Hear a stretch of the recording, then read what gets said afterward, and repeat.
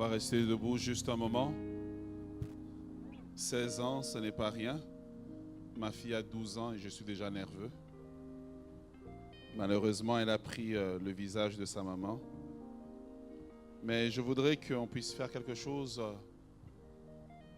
avant qu'on aille plus loin. Je me sens à la maison. Et quand la maison t'appelle, on n'est pas trop grand pour la maison. On vient et on vient soutenir. C'est une grâce et un honneur pour nous d'être là. Parce que comme je disais, pasteur Jean-Marc, on est dans le Bible Belt de Montréal. Dans un rayon de 2 km², il y a les meilleurs de Montréal. Ce n'est pas les prédicateurs qui manquent. Mais que Dieu vous donne la responsabilité de parler. C'est une grâce que le Seigneur nous accorde. Et je voudrais inviter tout le monde qui sont membres de cette assemblée, tous ceux qui ont été là peut-être un bout de temps pendant 16 ans, vous qui êtes nés pendant les 16 ans, ce sont les enfants nés dans le désert. Est-ce qu'on peut donner pendant 1 minute une bonne acclamation au Seigneur? Alléluia. Une bonne main d'acclamation au Seigneur. Une bonne main d'acclamation au Seigneur. Merci. Merci. Je vais vous inviter à prendre place. Alléluia. Ne touche pas à mon onction. Ne touche pas à mon onction. Dis à ton voisin, ne touche pas à mon onction. Il y a des titres bizarres qu'on vous donne comme ça. Des titres bizarres qui font que vous ne dormez pas la nuit. Et vous commencez à vous dire, bon, qu'est-ce que je vais dire à propos de ça? Ne touche pas à mon onction. À premier abord, le thème semble être hors sujet. Mais Dieu n'est jamais hors sujet. Car le thème de l'onction est une bonne chose, mais de la protection de l'onction est encore meilleur. Car recevoir est une chose, protéger est une autre. Toute acquisition d'une maison demande une assurance de protection. L'acquisition d'un véhicule demande l'acquisition d'une assurance de protection. Donc, ne touche pas à mon onction nous pousse à regarder la responsabilité que nous avons de protéger ce que Dieu nous a donné. Tel que l'apôtre Paul dit à Timothée, que de protéger le don de Dieu que tu as reçu par l'imposition des mains du collège des anciens, parce que sans cette protection, alors on devient simplement un feu de paille, un ministère feu de paille, un chanteur feu de paille, un serviteur de Dieu feu de paille. Mais la durabilité est dans la capacité développée de protéger ce que nous avons reçu de la part de Dieu. Et voilà pourquoi Paul dit à Timothée, garde le dépôt. Il ne dit pas garde la prédication, car tu peux perdre la prédication, mais si tu peux garder le dépôt. Je ne sais pas, chez vous, moi je viens d'Afrique où on avait un dépôt, où il y avait de la nourriture, au cas où il y avait la famine, on allait au dépôt. Je ne sais pas, peut-être que vous êtes une génération née au Canada et vous ne connaissez... Ah oui, ils connaissent le frigidaire. Mais Paul dit à Timothée de garder le dépôt. Et j'aimerais, ce soir et demain, vous parler d'un sujet assez intéressant et puis axé à notre saison d'hiver. J'aimerais parler de la bénédiction sans dérapage. De la bénédiction sans dérapage. Et j'aimerais ce soir vous inviter à lire 2 textes. Et certains me demandent si j'ai du matériel que je vends. Non, pas pour le moment. On n'a pas ressenti ça de la part de Dieu. Peut-être bientôt. Mais la seule chose qu'on peut vous demander, si vous voulez supporter notre ministère, vous allez sur la page Facebook de notre ministère, Omer Kabouya, et puis vous faites juste un j'aime. Ça serait une façon de dire qu'on aime votre ministère, on supporte votre ministère. Est-ce qu'on s'entend là-dessus? Alors, ce soir, si vous avez l'occasion, faites-le. J'aimerais ce soir lire avec vous 2 textes. Le premier sera dans le livre de la Genèse. Genèse chapitre 28, du verset 10 au verset 15. Genèse chapitre 28, du verset 10 au verset 15. Nous avons la séance de baptême qui vient, donc nous allons être en mode intensif, compressé, oint et relâché. Amen. Genèse chapitre 28, le verset 10 au verset 15, la Bible dit, Jacob partit de Beersheba et prit la direction de Charan. Arrivé à un certain endroit, il y passa la nuit, car le soleil était déjà couché. Il prit une pierre dont il fit son oreiller et il se coucha à cet endroit. Il fit un rêve. Une échelle était appuyée sur la terre et le sommet touchait le ciel. Et des anges de Dieu montaient et descendaient par cette échelle. L'Éternel se tenait au-dessus de l'échelle et il dit, « Je suis l'Éternel, le Dieu de ton grand-père Abraham, le Dieu d'Isaac. La terre sur laquelle tu es couché, je te la donnerai à toi et à ta descendance. Ta descendance sera pareille à la poussière de la terre. Tu t'étendras à l'ouest et à l'est, au nord et au sud, et toutes les familles de la terre seront bénies en toi et en ta descendance. Je suis moi-même avec toi, je te garderai partout où tu iras, je te ramènerai dans ce pays, car je ne t'abandonnerai pas tant que je n'aurai pas accompli ce que je t'ai dit. Quelqu'un dit Amen. Le deuxième texte sera dans le livre de la Genèse, chapitre 29, donc normalement peut-être une page plus loin. Chapitre 29, nous lirons nous allons lire du verset 15 jusqu'au verset 29. La parole de Dieu dit ceci, Jacob habita un mois chez Laban, puis ce dernier lui dit, parce que tu fais partie de ma parenté, devrais-tu me servir pour rien? Dis-moi quel sera ton salaire. Or, Laban avait 2 filles, l'aînée s'appelait Léa et la cadette Rachel. Léa avait les yeux fragiles, tandis que Rachel était belle à tout point de vue. Jacob aimait Rachel. Il dit donc, je te servirai 7 ans pour Rachel, ta fille cadette. Laban dit, je préfère te la donner à toi qu'à un autre homme. Reste chez moi. Ainsi, Jacob servit 7 ans pour Rachel. Ils lui parurent comme quelques jours parce qu'il l'aimait. Puis Jacob dit à Laban, donne-moi ma femme car je suis allé jusqu'au bout de mon contrat et je veux m'unir à elle. Laban réunit tous les habitants de l'endroit et donna un festin. Le soir, il prit sa fille Léa et l'emmena vers Jacob, qui s'unit à elle.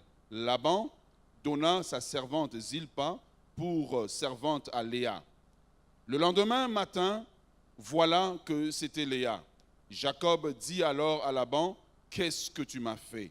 N'est-ce pas pour Rachel que j'ai servi chez toi? Pourquoi m'as-tu trompé? Laban lui dit, cela ne se fait pas chez nous, de donner la plus jeune avant l'aînée. Termine cette semaine avec celle-ci et nous te donnerons aussi l'autre pour le service que tu feras encore chez nous pendant cette nouvelle année.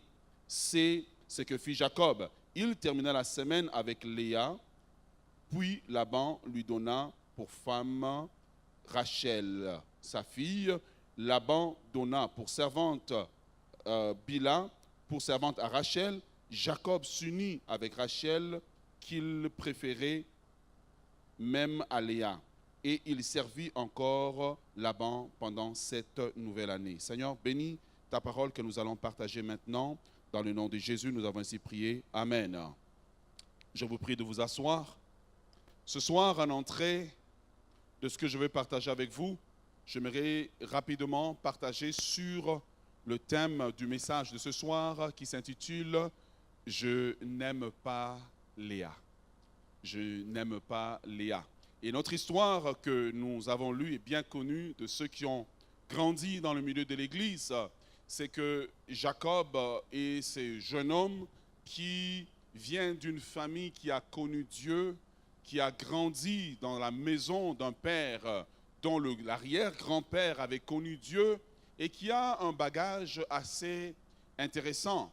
Et pourtant, dans cette famille de laquelle on aurait espéré que Jacob serait un modèle exemplaire pour les jeunes de sa génération, une famille exemplaire produit un brigand, une famille exemplaire produit un voyou. Comment expliquer que d'une famille où le père, l'arrière-grand-père a servi Dieu et l'a appelé le père de la foi, un enfant brigand va être produit d'un environnement positif. Un environnement positif peut produire un enfant mauvais, pas parce que les parents sont mauvais, parce que comme on dit chez nous, tu mets au monde un enfant, mais tu ne mets pas au monde son cœur. Et Jacob était ce jeune homme qui était assez perverti, ayant tout un arsenal de moyens pour pouvoir arriver à ce qu'il voulait.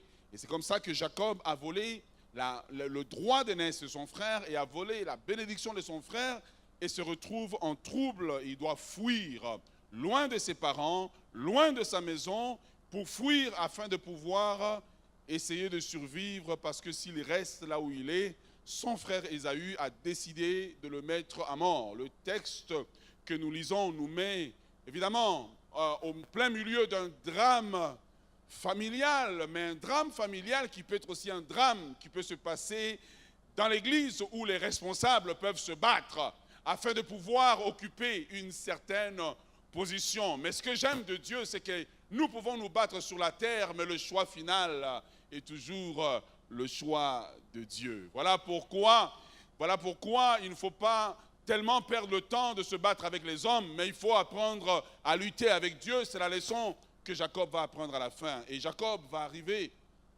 à Bethel et Jacob va faire la rencontre avec Dieu. Pour la première fois de sa vie, il va rencontrer Dieu. Quelle leçon pour ceux qui sont peut-être ici ce soir et qui vont se faire baptiser. Il est possible parfois d'arriver aux eaux de baptême, mais vous n'avez jamais rencontré Dieu. Il est possible de devenir pasteur d'une église, mais tu n'as jamais rencontré Dieu. Tu es converti, mais tu n'as jamais fait le face-à-face avec Dieu. Il est possible de chanter, mais tu n'as jamais rencontré Dieu. La vie d'un homme change quand il a rencontré Dieu, car sa touche avec Dieu devient une touche personnelle. Son message devient un message particulier et Jacob va rencontrer Dieu. La prière de mon cœur, c'est que chacun des membres de cette assemblée arrive à un point où il dit « j'ai rencontré Dieu ».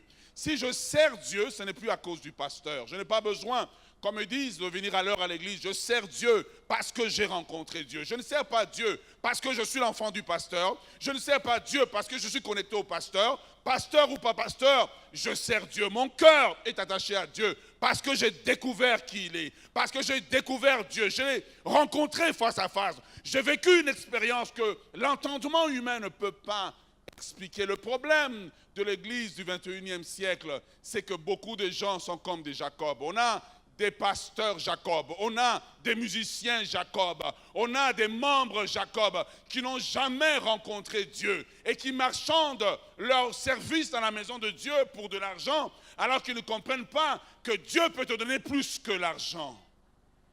Une génération Jacob grandit dans la maison de Dieu, mais n'a jamais rencontré Dieu.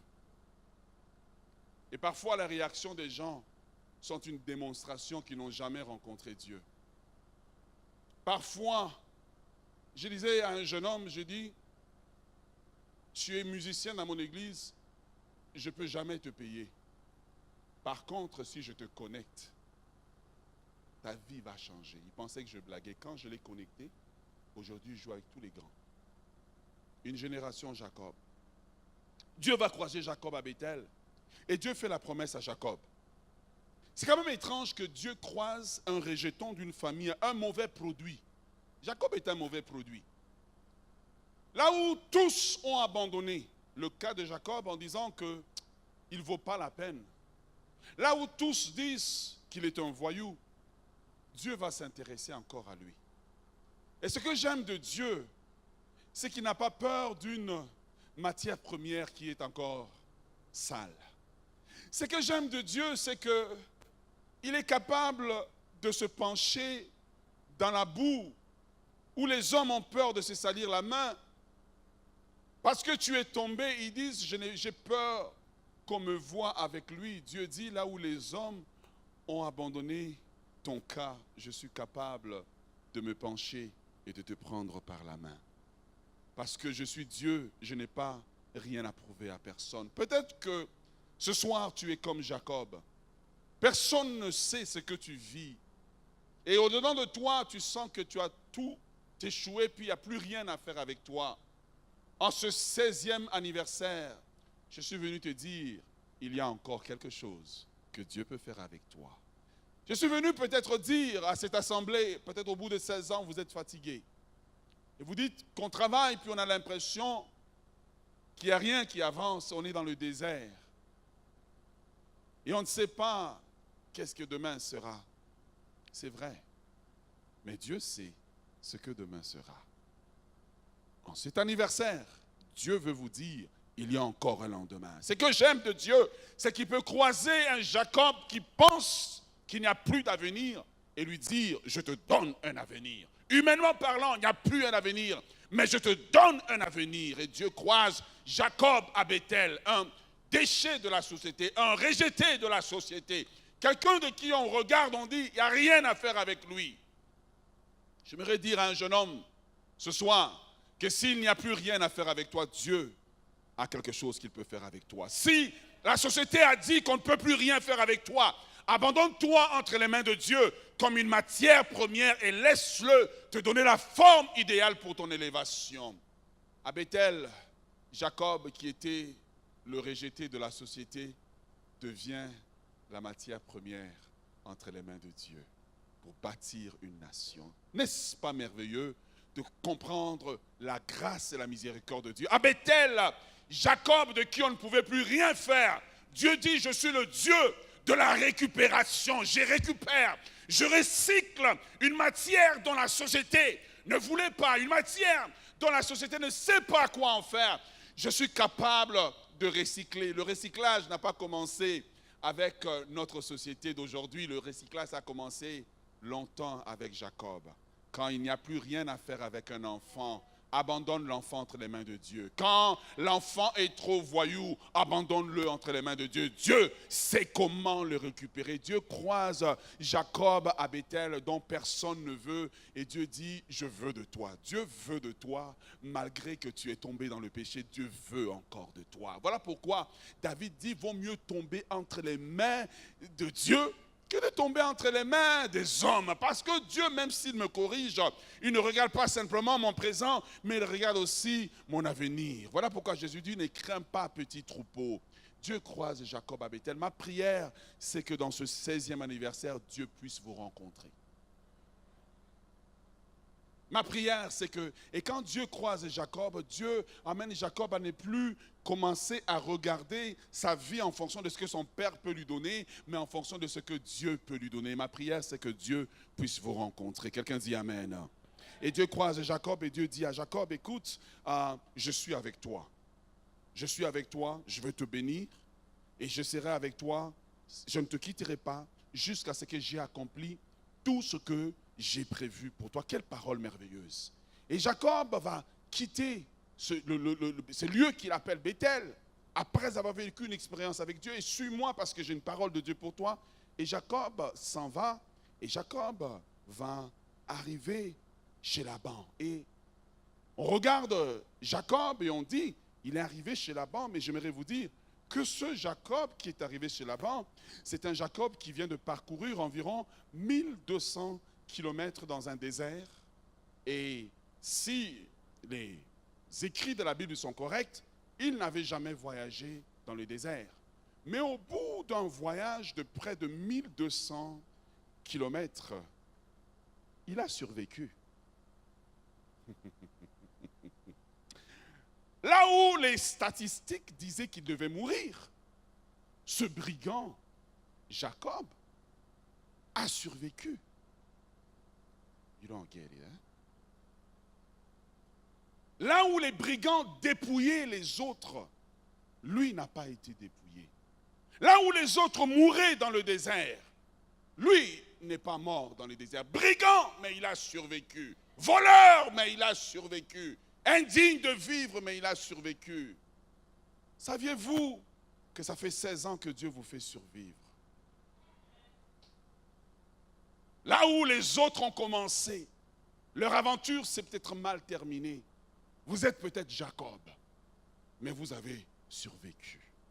Et pour cela, vous méritez qu'on vous donne un petit félicitations. Félicitations, c'est le mot qui s'applique à Jacob au bout de 1200 kilomètres.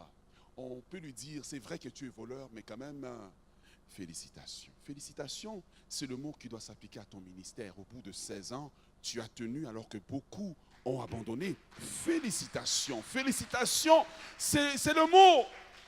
C'est la parole qui doit s'appliquer à vous. Parce qu'au bout des larmes de 16 ans où des gens ont été avec vous, des gens vous ont trahi, des gens vous ont abandonné, vous avez traversé sans savoir ce que demain allait vous réserver. Vous méritez qu'on vous donne un bon. Tout le monde dit ensemble, fait. Tout le monde dit ensemble. Alors que les gens vous ont regardé commencer en disant que demain, cette église va fermer au bout de 16 ans. Fatigué, mais j'ai traversé mon désert. Épuisé, mais j'ai traversé mon désert. Découragé, mais j'ai traversé mon désert. Incertain de ce que demain va me réserver, mais j'ai traversé mon désert. J'ai survécu aux piqûres de moustiques. J'ai survécu aux nuits froides du désert. J'ai survécu aux brigands du désert. J'étais supposé être mort, mais je peux crier Ebenezer. Come on, Ebenezer! Je ne peux pas expliquer comme Jacob comment cette église a survécu. Je peux juste dresser le constat que 16 ans après, you guys are standing. Je ne peux pas expliquer, même vous-même, vous ne pouvez pas expliquer comment pendant 16 ans, vous avez payé le loyer. Comment pendant 16 ans, vous avez tenu, malgré les vents, malgré les marées, malgré les coups de l'ennemi, vous avez survécu. Je ne peux pas expliquer, mais simplement, on peut dire, c'est la grâce de Dieu, c'est la miséricorde de Dieu, c'est la main de Dieu qui nous a tenus ensemble, c'est la main de Dieu qui nous a fait survivre. Est-ce que l'église est avec moi ce soir? Est-ce que le peuple de Dieu est avec moi ce soir? C'est la main de Dieu. Oui, quand on nous a regardé commencer nos premières années, on était tutubants. On était comme Jacob, de ceux dont les pronostics disaient qu'on allait mourir, mais nous avons survécu. Félicitations. Nous avons tenu bon. Félicitations. Est-ce que tu peux féliciter quelqu'un? Félicite 2-3 personnes.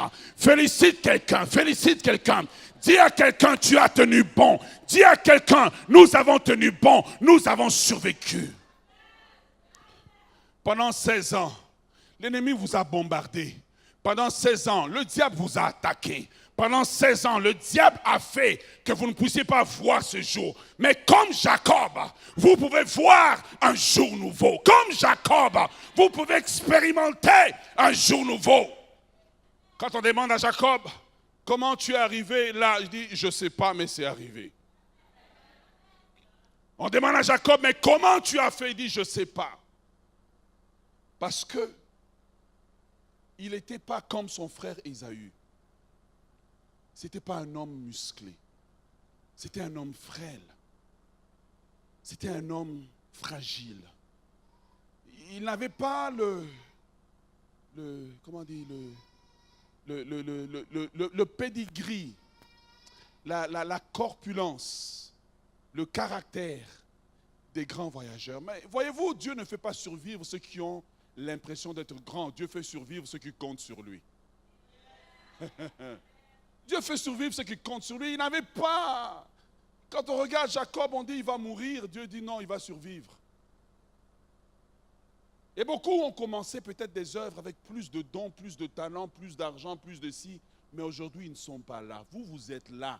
Dites à quelqu'un félicitations. Dites à votre pasteur félicitations. Dites à votre pasteur félicitations. Comment? Dites à votre pasteur félicitations. Pendant 16 ans, et parfois, il était obligé de travailler des longs shifts de travail, pédaler l'église, pédaler la famille et pédaler l'emploi séculier. Mais quelque part, on ne sait pas comment il est arrivé à survivre. Mais il a survécu, il mérite félicitations. Il mérite une félicitation.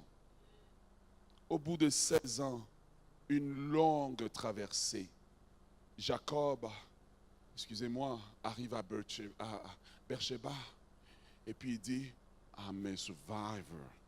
I don't know how I did this. Je ne sais pas comment j'ai survécu, mais je suis un survivant. Je suis peut-être voleur, mais j'ai survécu. Je suis peut-être brigand, mais j'ai survécu. Peut-être que tu serais mort de tous les hommes avec lesquels tu as couché, mais Dieu t'a gardé pour un but. Peut-être que tu es dans une gang des rues et tu te demandes, mais comment j'ai survécu? Tout le monde autour de moi sont morts. On a tiré des balles, tout le monde tombé, sauf moi. Parce que Dieu a un plan pour toi. Il ne permettra point que ton pied chancelle. Celui qui garde Israël, il te garde par devant et par derrière. Si Dieu t'a fait survivre, c'est qu'il y a encore un avenir pour toi. Si Dieu a fait survivre cette église, c'est qu'il y a encore un avenir pour vous. Ne dis pas, il n'y a pas d'avenir parce que tu regardes tes circonstances. Regarde le désert que tu as traversé. Regarde les situations difficiles et reconnais la main de Dieu. Que le passé te serve d'un moyen pour déterminer l'avenir en disant si Dieu m'a fait survivre, c'est qu'il a encore besoin de moi. Jacob. Jacob arrive chez Laban et Jacob arrive là et il a le désir comme tout jeune homme de se marier. Et Dieu a dit à Jacob, je te garderai, je te protégerai, je serai avec toi. Et pourtant, une mésaventure va lui arriver. Ce jeune homme, Jacob, va arriver à Beersheba et voulant se marier, dans la précipitation, on lui donne la mauvaise femme. Maintenant, j'ai un petit problème. Parce que si tu aimes une femme, tu es supposé la connaître, n'est-ce pas? Tu es supposé savoir à quoi elle ressemble, n'est-ce pas? Peut-être Jacob était un blond. Parce que je ne sais pas comment il ne peut pas ne pas reconnaître la femme, juste aller avoir des relations sexuelles avec, mais il ne reconnaît pas que c'est la femme. Mais quelque part, Dieu est en train de régler un cas de son passé parce qu'il y a un bout de temps, il avait pris son père dans le même jeu. And what goes around comes around. Yeah. Et il y a un bout de temps, Dieu voulait régler un cas avec lui. Dieu a dit, tu as fait ça à ton père, c'est pas grave, ça va te revenir. Et il se retrouve quelque part avec une femme dont il ne veut pas. Et d'où le thème de ce message, je n'aime pas Léa. Se retrouve. Comment expliquer, après une longue traversée du désert, où il peut dire, ouf, enfin je peux souffler. Comment expliquer que Jacob, qui est supposé attendre le meilleur de la vie, parce que Dieu lui a fait une promesse, comment expliquer que Jacob se retrouve dans sa vie avec quelque chose qui semble l'handicaper, qui semble détruire son cœur, détruire sa vie, parce qu'il se retrouve avec une femme dont il ne veut pas. Il est un peu embarrassé le lendemain d'expliquer aux jeunes gens qui étaient avec lui, au fait, j'étais avec la mauvaise. Comment va-t-il expliquer à Rachel qu'il aime que malheureusement je suis marié à ta sœur? Comment expliquer ça? Jacob se retrouve là et on a l'impression, à première vue, que Dieu l'a abandonné, que Laban, son beau-père, l'a piégé et que Dieu l'a abandonné. Et pourtant, Dieu dit à Jacob, à Béthel, je ne t'abandonnerai pas, je serai avec toi, je veux te protéger, je ne te délaisserai pas jusqu'à ce que j'ai tout accompli. Alors, basé sur cette promesse de Dieu, nous sommes forcés de regarder Léa, que Jacob n'aime pas, comme une bénédiction et non comme une malédiction. Sinon, Dieu est menteur. Okay. Donc, la méchanceté de Laban est une bénédiction pour Jacob. Êtes-vous avec moi? Sinon, Dieu a menti. Sinon, Dieu est incapable. Dieu a dit, je suis avec toi, je te protège, je te bénirai. Et pourtant, Laban se retrouve être un méchant dans la vie de Jacob. Et pourtant, Jacob se retrouve avec la personne dont il ne veut pas. Mais si Dieu n'a pas menti, c'est que Rachel, Léa est une bénédiction. La méchanceté de Laban est une bénédiction. Êtes-vous avec moi? Là, je vois des points d'interrogation. Comment il va s'en sortir? Il vient de s'enterrer. Dieu a fait la promesse. Dieu, lorsqu'il nous fait la promesse dans nos vies, il sait ce qu'il veut faire avec nous. Il sait ce qu'il veut faire avec nous. Savez-vous, dans ta vie, Léa peut être l'emploi que tu ne veux pas. Mais que Dieu décide que tu dois l'avoir. Tu as un diplôme en ressources humaines, mais tu travailles au service à la clientèle. Allô, bonjour, c'est Jean-François. Tu as un talent dans un domaine, mais Dieu ne permet pas que tu travailles dans le domaine. Et tu te dis dans ton cœur, je n'aime pas cette Léa que Dieu me donne. Parce que Léa, ce n'est pas Laban qui donne Léa à Jacob, mais c'est Dieu qui donne Léa à Jacob. Car Laban est sous la gouvernance de Dieu et ne peut rien faire si Dieu ne l'a pas autorisé. Le diable ne peut rien faire dans ta vie. Et plusieurs personnes ici ont des Léa dans leur vie qu'ils détestent. Le Léa du ministère qu'on t'a donné à l'église. Tu es capable de prêcher, mais on te dit va faire le son. Et tu détestes faire le son. Le Léa qu'on t'a donné dans l'église. Tu es capable peut-être de prêcher, d'exhorter, mais on te dit toi, quand le pasteur vient, tu vas l'accueillir. Et tu détestes ça. Léa est une source de frustration dans la vie de beaucoup de gens. Frustrés de ce que Dieu leur a donné. Frustrés de ce qui arrive dans leur vie. Frustrés de ce qui n'ont pas été admis à l'université. Frustrés de ce qui n'ont pas été admis dans un certain emploi pour lequel ils ont appliqué. Et tu vois des gens moins compétents que toi avoir ce que tu es supposé avoir. Oh, ce 16e anniversaire, est-ce que peut-être le pasteur ne regarde-t-il pas l'église comme Léa? En disant, j'aurais dû rester chez Walmart. C'est très dur l'église. En ce 16e anniversaire, est-ce qu'une femme ne regarde-t-elle pas son mari comme Léa? S'il ne serait pas là, j'irais beaucoup plus vite dans la vie. Léa, nous avons tous des Léa quelque part dans nos vies que nous traînons avec nous, que nous n'avons pas choisi d'avoir, mais qui sont là. Qu'est-ce que je fais quand Dieu me donne ce que je ne veux pas? Léa a une source de frustration. Et Jacob voulait tellement Rachel qu'il va travailler un autre 7 ans, sacrifier 7 ans de sa vie pour avoir celle qui a les cheveux comme il l'aime, pour avoir celle qui marche comme il l'aime. Il va travailler et sacrifier 7 ans de sa vie et puis il se retrouve en conflit entre Rachel qu'il aime et Léa qu'il n'aime pas. Au moins dans ce temps-là, il pouvait avoir 2. Aujourd'hui, tu n'as pas le choix. Et nous avons tous des Léa dans notre vie, des choses que tu souhaiterais qu'il ne te soit jamais arrivé. Cet homme qui t'a mis enceinte et qui est parti. Aujourd'hui, tu en veux encore à l'enfant alors que l'homme est parti. Tu détestes l'enfant, tu le regardes comme Léa. Tu te dis, si je n'avais pas été avec cet homme, je ne serais peut-être pas là. Mais j'aimerais te dire, Dieu sait ce qu'il fait. Dis à quelqu'un, Dieu sait ce qu'il fait. Dis à quelqu'un, Dieu sait ce qu'il fait.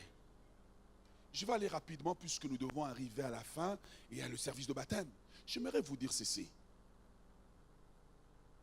Alors que Jacob va détester Léa, alors que Jacob ne va pas aimer Léa, Il va maltraiter Léa. Il va faire du mal à Léa. Il ne va pas l'aimer. Il ne va pas la chérir. Il va aimer Rachel. Il va lui donner le meilleur. Mais vous allez voir que le meilleur de la vie de Jacob ne viendra jamais de Rachel, viendra de Léa. Ce qu'il n'aimait pas est une source de bénédiction pour lui.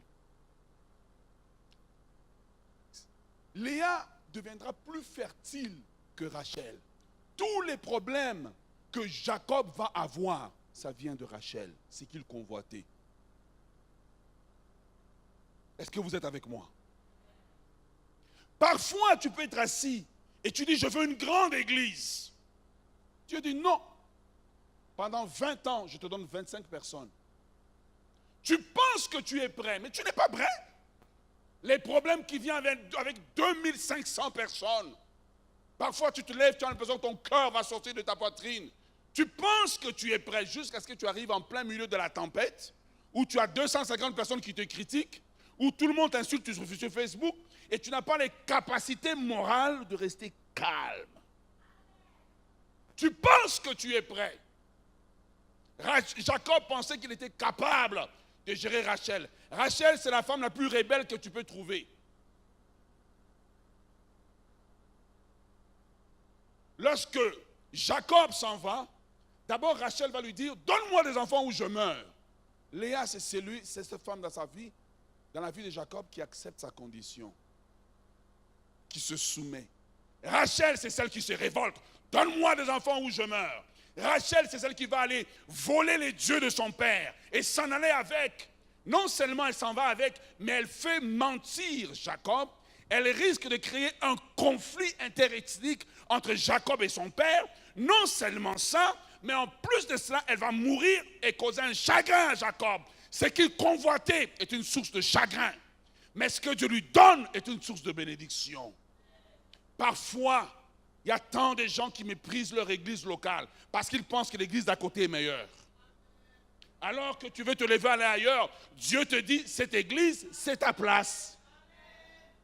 Alors que tous les pasteurs veulent le ministère international, j'étais en Haïti, j'étais au Gabon, j'étais à tel endroit. Il y en a certains pour qui Dieu dit, ta destinée c'est l'église locale. Ne regarde pas ton église comme Léa, ne regarde pas ta famille comme Léa, mais ne regarde comme une bénédiction, regarde comme une bénédiction.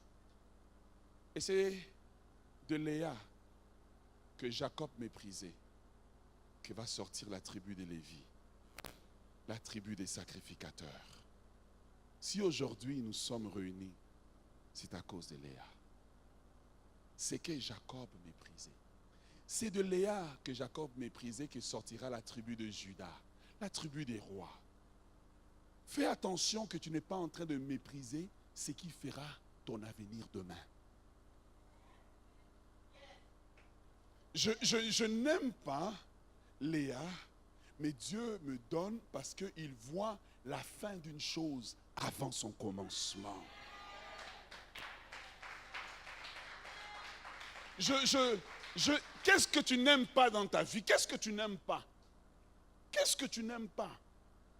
Quelle est la chose dans cette église que vous n'aimez pas? Au bout de 16 ans, Dieu dit, c'est que je vous donne. Je vous le donne parce que je vois demain. Je ne vois pas aujourd'hui. Toi, tu regardes aujourd'hui.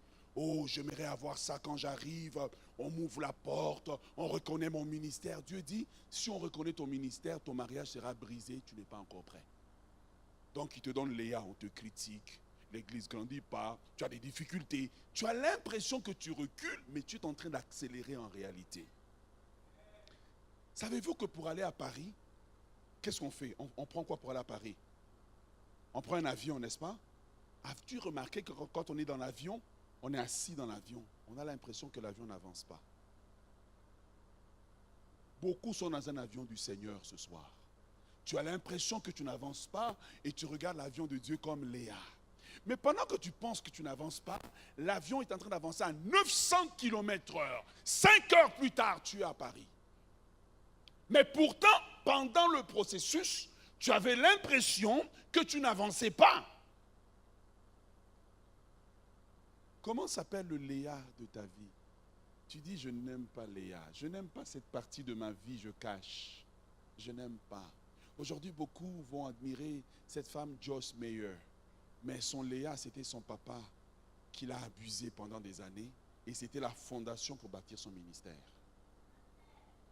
Dieu peut bâtir sur les ruines de ta vie, tu sais. Dieu peut bâtir. Tu n'es pas obligé d'avoir une attitude Facebook, tout va bien. Tu n'es pas obligé. Tu n'es pas obligé d'avoir une attitude selfie. Ah! Tu n'es pas obligé. Mais c'est de Léa dont il ne voulait pas. Léa dont il ne voulait pas était la source de sa bénédiction. Léa dont il ne voulait pas était son avenir. Qu'est-ce qui t'arrête aujourd'hui, au bout de 16 ans, Église? Qu'est-ce qui vous arrête? Qui fait que tu as peut-être envie d'abandonner? Puis ça ne vaut pas la peine. Qu'est-ce qui travaille dans l'ombre, dans vos cœurs? Vous dites, ça ne vaut pas la peine. Vous êtes dans l'avion de Dieu. Vous avez l'impression de reculer, mais vous êtes en train d'avancer à grande vitesse. Vous êtes en train d'avancer. Et Léa est là. Elle va survivre alors que Rachel va mourir. Maintenant, regardons les produits des enfants de Rachel. OK? Celle que Jacob désirait. Joseph sera la source de division entre le père et ses enfants. Un impoli qui cause la division dans la famille, qui va aller en Égypte et Jacob, le cœur restera quasiment mort pendant près de 20 ans. Le fruit de sa convoitise. Mon frère, ma soeur, maintenant, quand le Seigneur a commencé à m'expliquer ça, j'accepte ce qu'il me donne. Parce qu'il sait mieux que moi ce qu'il me faut.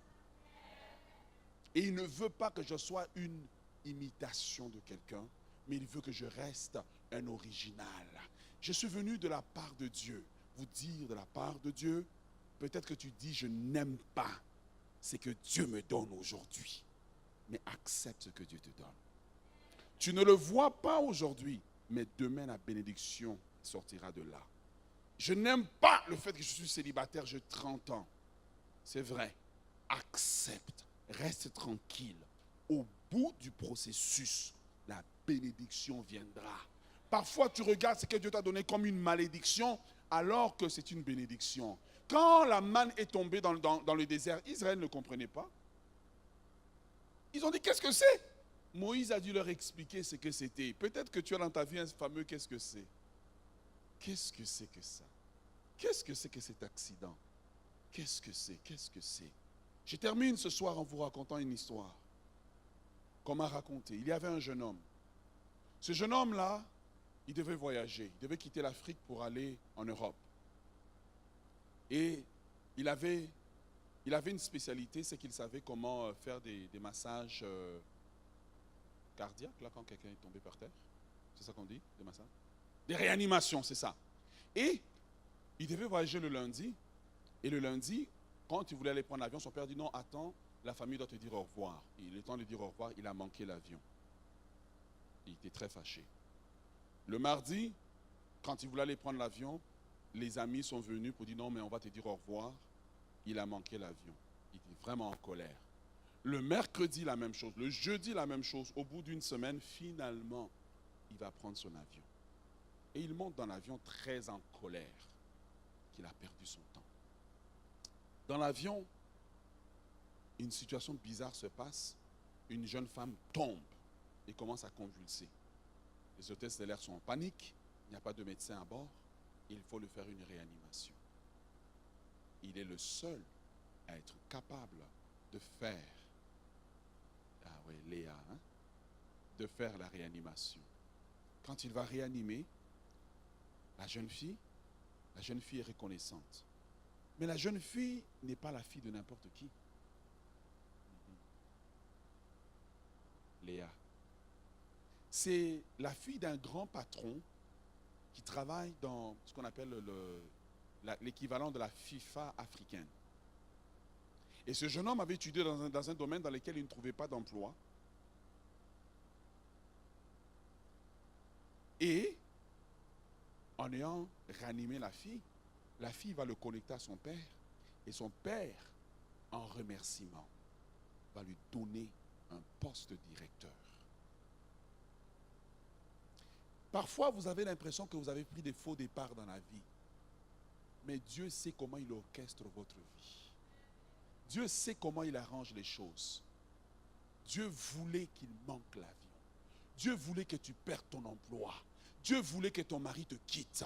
Dieu voulait peut-être que tu te retrouves seul. Mais à partir de ruines, de Léa que tu n'aimes pas, il est capable de faire sortir la tribu de Lévi.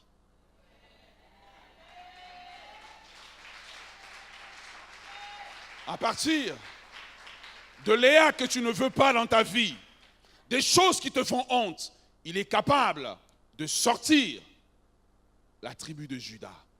Et quand Jésus arrive, il ne va jamais s'identifier à Rachel, le fruit de la convoitise. Il va s'identifier à Léa en étant le souverain sacrificateur selon l'ordre de Melchisédek. Il va s'identifier à Léa dans ce cri, fameux cri de Bartimée, fils de David, aie pitié de moi. Il ne va jamais s'identifier à Rachel. Le message de Dieu ce soir pour cette assemblée est une mise en garde au bout de 16 ans. Ne déteste pas Léa.